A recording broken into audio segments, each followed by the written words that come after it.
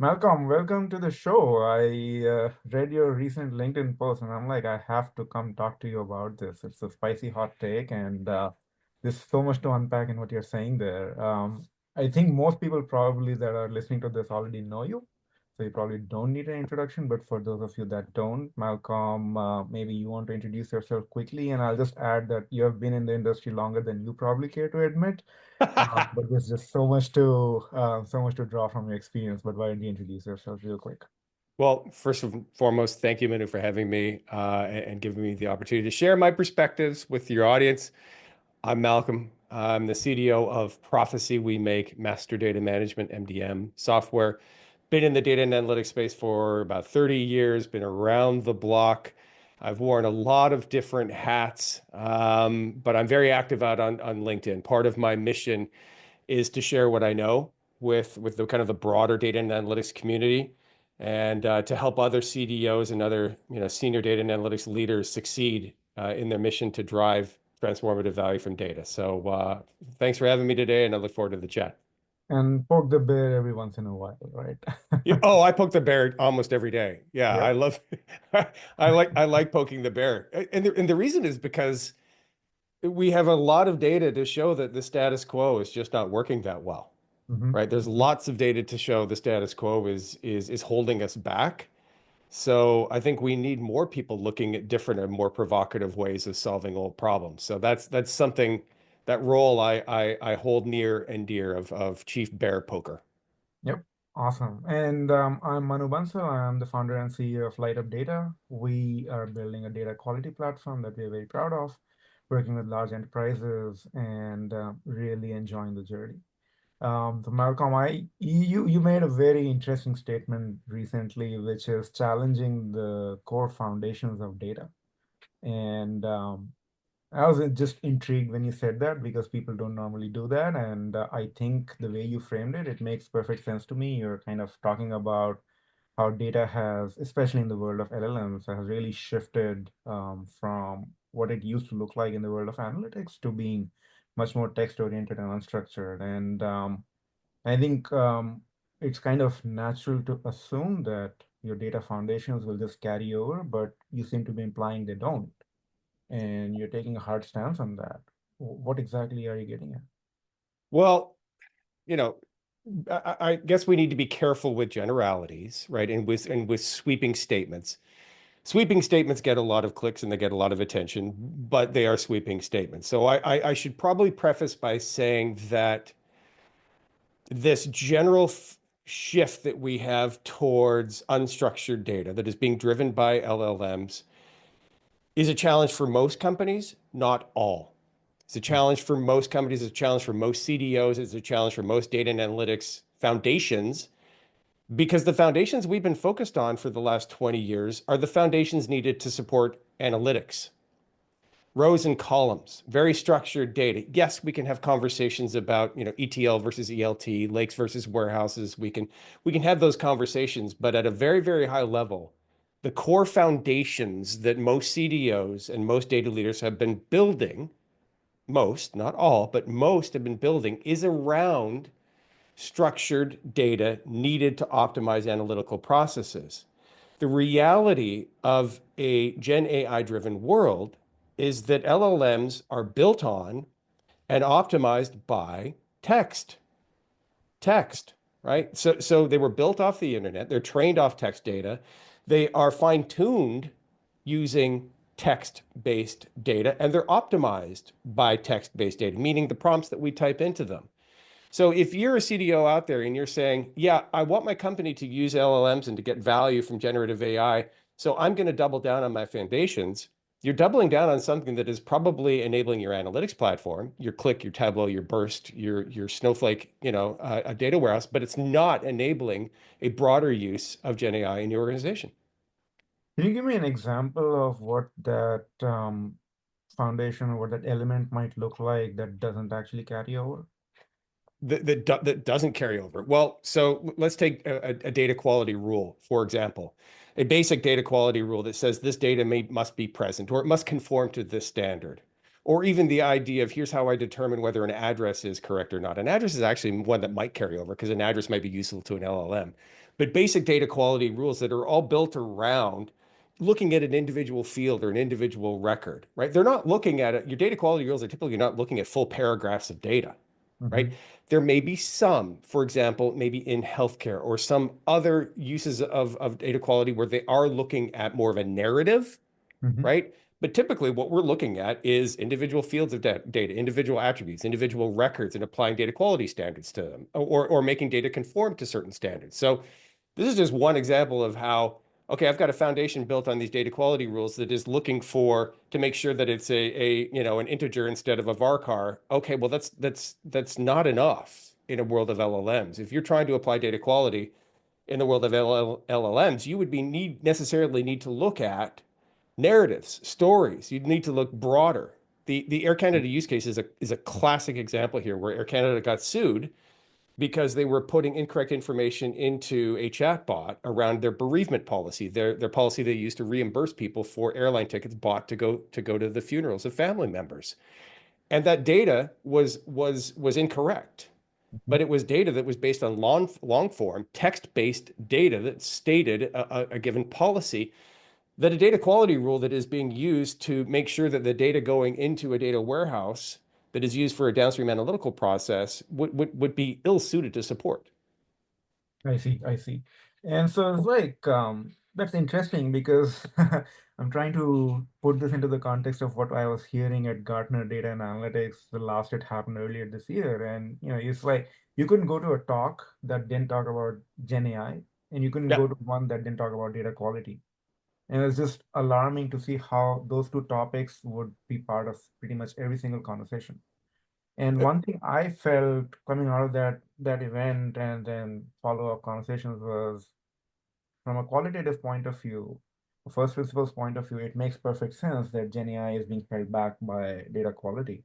But then the moment you try to link the two, it starts to become very vague and murky, right? Um, but at the same time, like the fact remains that that's what we hear CDOs complaining about the most in holding back those initiatives. Um, I don't think you're suggesting we don't have data quality as a primary need for LLMs, right? You're not suggesting that. But at the same Oh, time, no, no, no, no, no, not at all. Data quality is more important than it's ever been before hmm, for the very reasons stated. But the problem, you cited Gartner. I was there as well. And the problem is what I've heard is 2 years of platitudes. I'll hmm, give you an example. AI governance. We need to have ethical practices and we need to have practices around data governance that limit the presence of bias. What is that? What do they actually mean? hmm, What are the rules that me as a data practitioner would use to ensure that the data that I was using was ethical?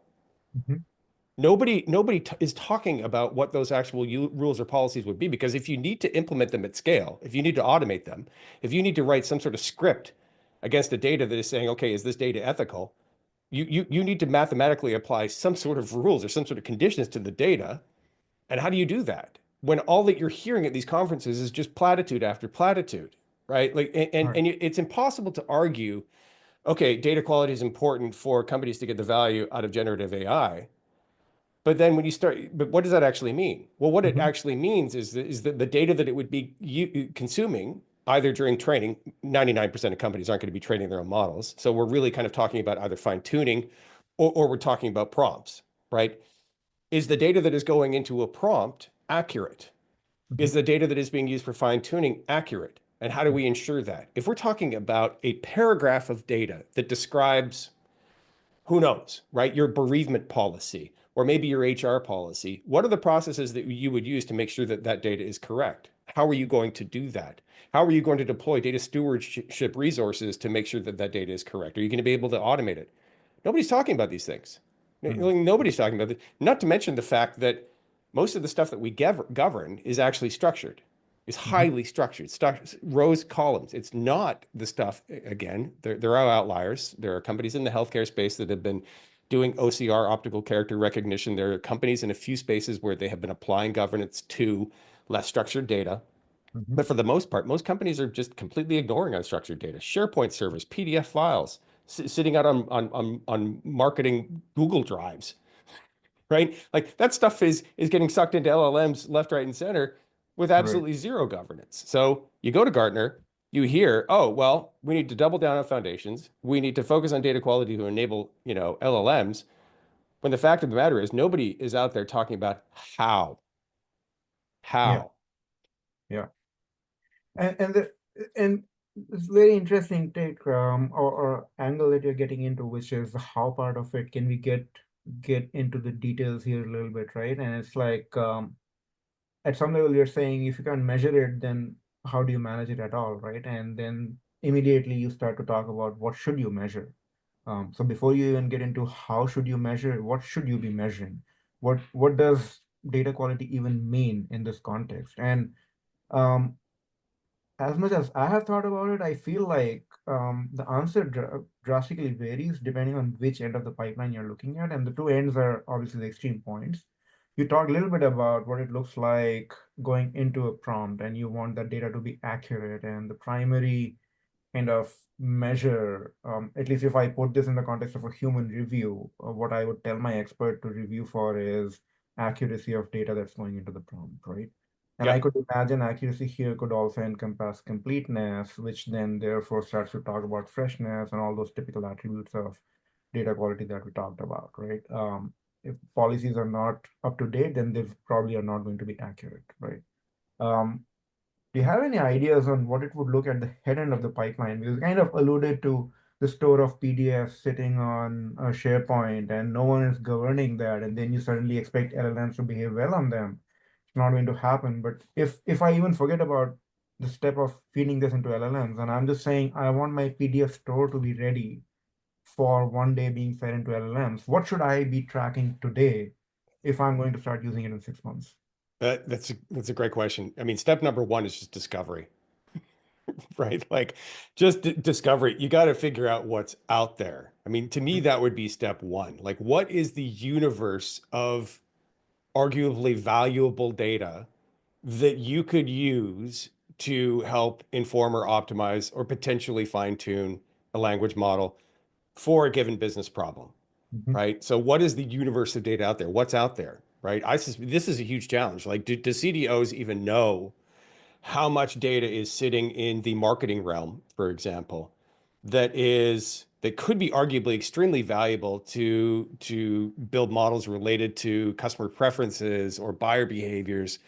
Those would align more to more traditional ML models, but are there other data sources out there that could be used to create some sort of copilot for customer service use case, for example, right?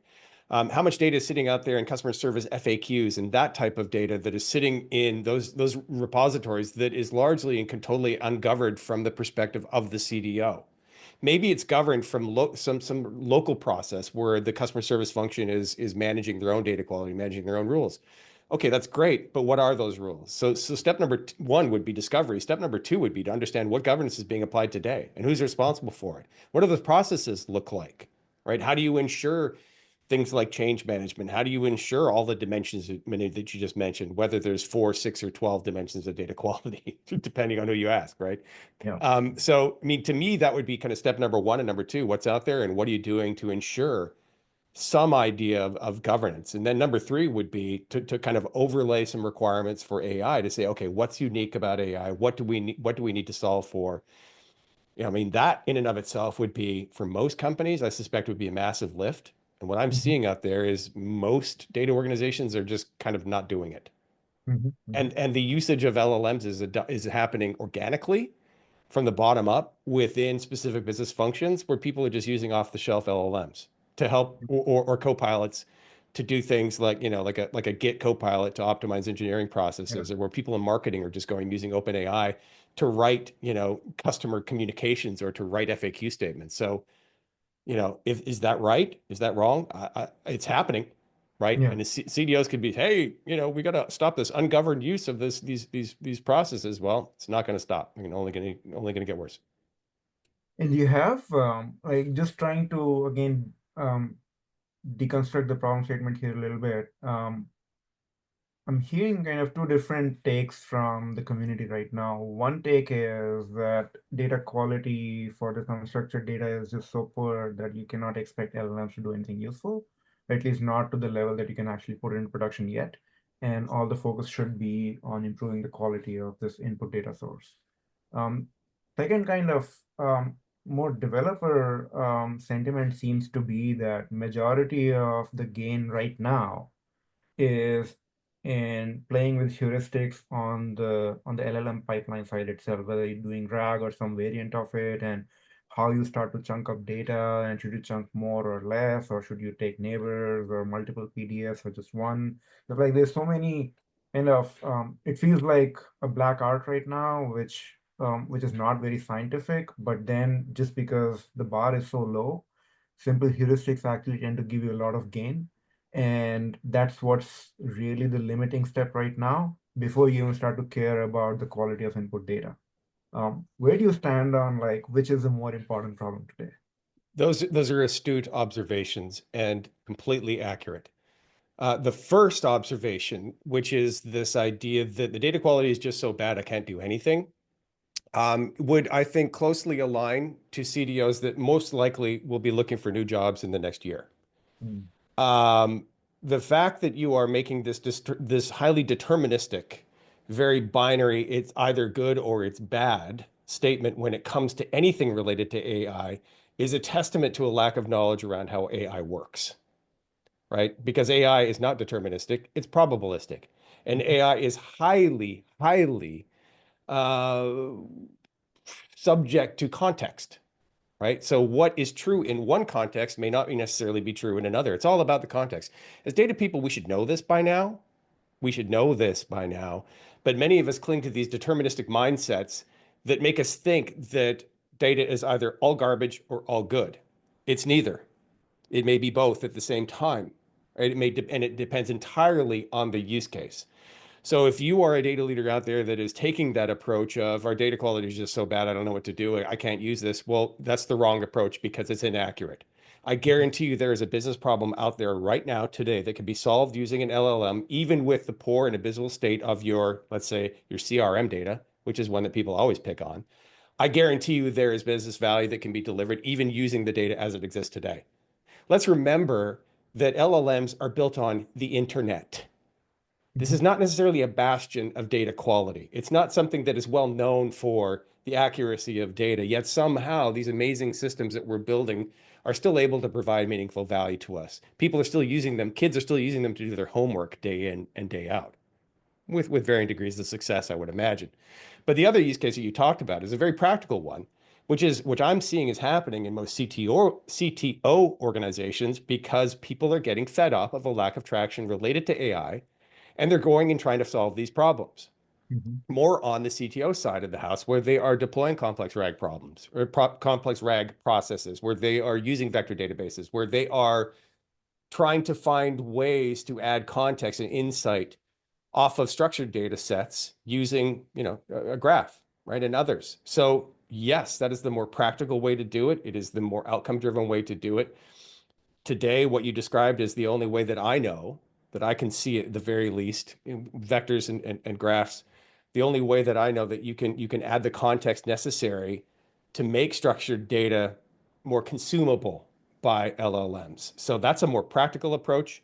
But data shows us, this was published in a New Vantage Partner survey earlier this summer, that only about 5% of companies are taking that approach, or taking that approach that you just described.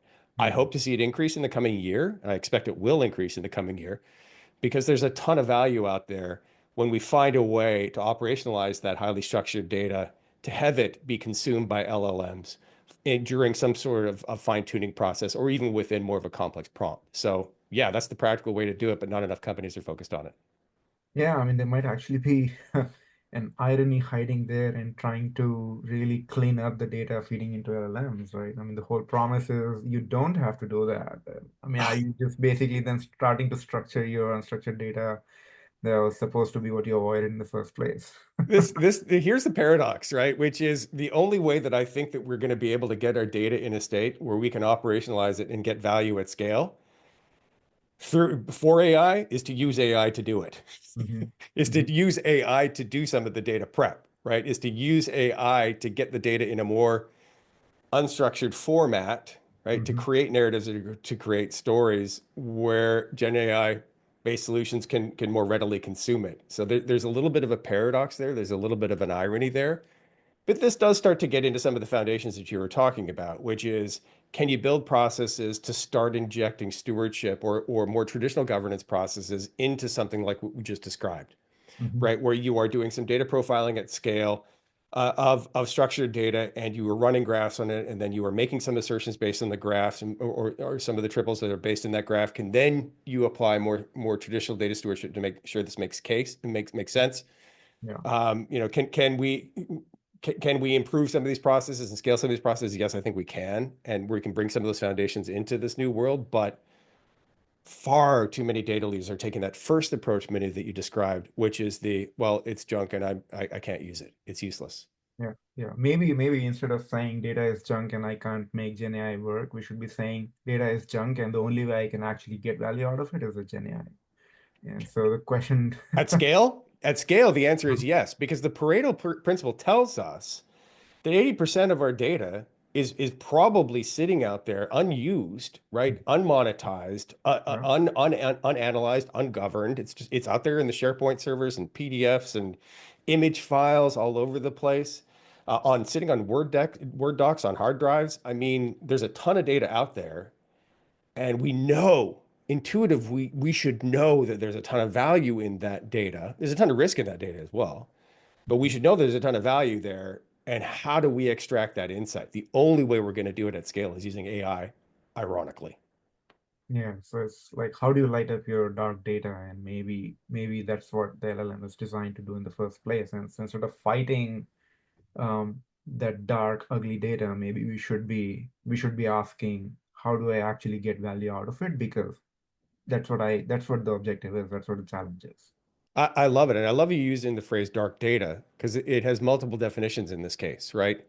I think what you were referring to is data that is just sitting there, not generating value. But there's another definition of dark data that says that it's data that is just sitting in a data center on a disk somewhere, consuming scarce energy resources in that data center, but will never see the light of day on a report, that will never be on a dashboard, that is never used to do anything of meaning. And depending on who you ask, the data is all over the place on this, but it's anywhere from 50 to 90% of data is sitting dark, right? Yeah, Yet that data is all sitting on disks somewhere that is consuming energy, that needs to be cooled, that needs to be powered, right? To the point where the data center industry, by some estimates, is consuming or producing more greenhouse gas than the airline industry and the shipping industry combined. So maybe that is part of the use case here, right? So maybe if it's not getting the value from Gen AI, maybe at the very least, maybe it's doing well by the planet because a lot of this data is just sitting out there consuming scarce resources and just collecting dust. yeah, yeah, So if we could light up that data, yeah. it's a win-win, right? Mm. It's you can get some value from it. You can mitigate any business risk to it. And also, by the way, you could probably do some good by the planet. Yeah, yeah. I mean, and I think we are still just kind of uh, it, it's almost like we're unlearning the habits that have been developed before, and we have to get there before we can start to develop new habits, right? So, if Yeah. you try to really pin down what those new foundations are going to look like and what they should look like for the world of AI, probably don't know enough yet. I think you're on point, right? Which is first, let's agree that we need to unlearn the way we have been doing this for structured data. That's not working. Then we can start to ask what is, right? Totally agree. And when it comes to frameworks and foundations, I mean, that's one thing that we do pretty well, Mhm. right? Like when you go to these conferences, you mentioned Gartner before, every single one of them is talking about AI governance, and most of them will show you an AI governance framework. It's how to actually operationalize it is the problem. Nobody's talking about how to actually do that. So when you talk about this shift of foundations, yeah, I mean, I think figuring out like the kind of the bits and bobs of each of the, enabling capabilities of each of these frameworks are going to be necessary. I'm not worried about our ability to figure that stuff out. What I'm more worried about is what could more broadly be called a mindset. The way we think about data, the way we think about our customers, and I use that word intentionally, customers, right? The way we think about our roles. I think we've got a real challenge related to mindset. I gave you one example earlier when I was talking about this very deterministic way that people in the data and analytics space tend to see the world, right? A data is either all good or all bad. It's garbage in, which means it's garbage out. That is a very deterministic, rules-driven approach to the world, when in reality, in an AI-driven world, it is inherently probabilistic. Hmm. It is inherently probabilistic, right? So what is good for one may not be good for another, or vice versa. So that's what just one small example of a different way of thinking about these old problems, right? I Yeah. use the phrase garbage. We use the phrase garbage to describe our data all the time. What sort of impact is that having long term on how we view our role and how we view the products that we're building for our customers? I suspect that it would have a corrosive impact over time, Hmm. right? This phrase of garbage in, garbage out. I could keep going on here, but I think we need to be think the start here is to think differently about data, think differently about these problems, think differently about how we approach things, challenge the status quo Yeah. because it's not working. Hmm. That will lead to all, I suspect in time that could lead to better things down the road. Yep. And it kind of reminds me of how Columbia University built their walkways on the campus. They just, they're like, yeah, we can get a planner to plan it all out, but why do that? Let's just have people go to classes. And over time, they very quickly picked out the fastest paths going from point A to point B, depending on where they needed to route.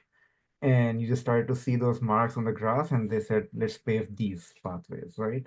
And so maybe Another that. way of saying that, another way of saying that. So I'll be giving presentation in the first few months of this year related to data governance and saying we need to start over Yeah. and we need to rethink data governance. And one of the things that I'm recommending is that we try to make a pivot from rules-based policies to exception-based policies. And that's Hmm. basically what you just said, which is you can solve a problem by throwing rules at it and saying, here are the rules, right? Or you can let the people walk to class and the rules will naturally evolve, right? The paths will naturally evolve. They always do. They always do. So to some degree, not always, there are compliance and audit and regulatory concerns related to data governance that we need to adhere to. That's the minimum bar. But I would argue that to go farther than that, we need to be more exceptions driven than more rules driven. And I know that's really kind of pithy and high level, but I think that's part of the mindset shift that we need to make here.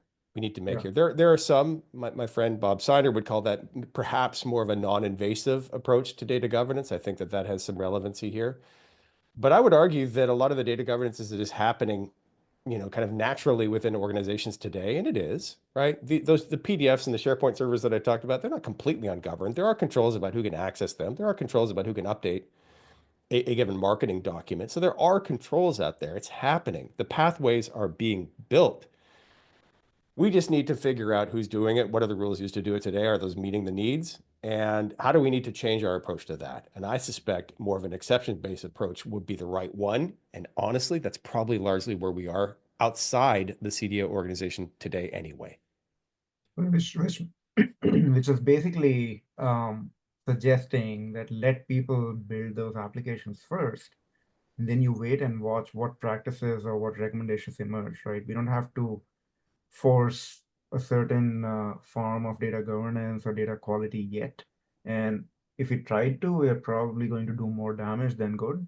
It's just much better to let people play with the stuff, build some applications, show some value, and like you said, right, maybe we'll make a few mistakes along the way, but those exceptions will teach us more than trying to sit on a drawing board right now, first creating foundations and then hoping for the applications to deliver value.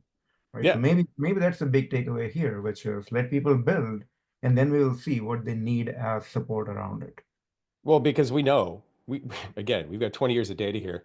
We know that when we take a rules-driven, control-driven approach, where we are unable and unwilling to show the value and to quantify the value and prove the value of that approach, right? If we're saying you must do this, yet we don't say, here's the benefit you're going to get from it, and it's been quantified, it's been modeled out, it's been shown, you're going to get the benefit of it.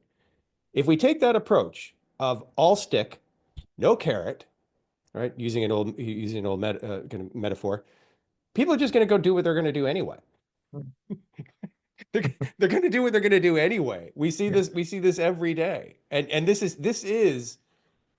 is why most data governance programs are struggling, is because it is all rules, it is all stick, and it is no carrot, Mhm. right? And we talk a big game about the value of governance or the importance of governance or how important this is to get the value out of data. But then when our customers ask us, oh, okay, can you prove it? Oh, crickets. So then our customers are right to say, well, I mean, I hear you, but at the same time, I've got an SLA to meet. I've got a product development deadline. I've got customers who I need to support, and I'm going to go do it. Right. So they are building those pathways. They're doing what they need to get done. So I would say, hey, what do we got to lose in changing the way we think about these problems? I don't think we have a ton to lose. I think we've got a lot to gain. I think that was a really good deep dive into. You had a lot of ideas that you touched upon in that post, and I think we were able to get a good comprehensive view of what this is actually getting at and what we should be doing as a data community to really make this a productive exercise as opposed to trying to discipline people when they don't actually want it, right? So great conversation, Malcolm. Great to have you on the show. Thanks for talking to me, and see you around. Thank you so much. I appreciate it. Bye now.